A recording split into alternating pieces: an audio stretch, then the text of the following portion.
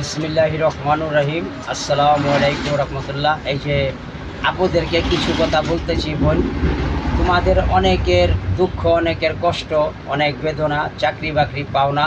এই যে দেখো বিদেশে লোক নিতে আছে লাইনম্যান আর অপারেটর। তো তোমাদেরকে আমি রিকোয়েস্ট করি, অনুরোধ করি, ফেসবুকে তোমাদের আর এত স্বামী খোঁজার কোনো প্রয়োজন নেই, এত হাজব্যান্ড খুঁজো না, এত টিংটং এত কিছু করো না বোন। তগর আল্লাহ রসুলের দুহাই দিয়া তগর মাইদের ঠ্যাং ধরিয়া কই তোরা বিদেশে চলে যা, তোরা দেশটা আর নষ্ট করিস না।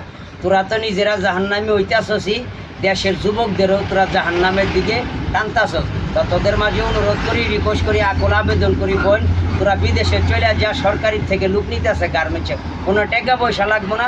বিদেশে যা ভালো স্বামী নাও, ভালো হাজব্যান্ড নাও, নিয়ে সুন্দরভাবে জীবনযাপন করো। এরপরে আল্লাহ তাআলা রাব্বুল আলামিন সন্তান দান করলে তাদের উজ্জ্বল ভবিষ্যৎ গড়ো।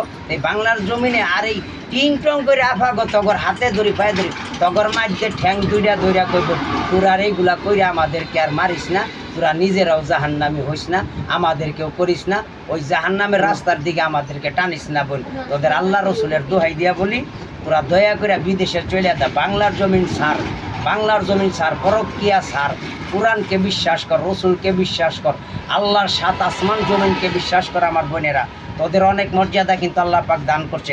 পুরুষের থেকে তোদের জন্ম, মা হাওয়ার জন্ম, বাবা আদমের বাম্মুরার রেহেন নামক হাড্ডির থেকে।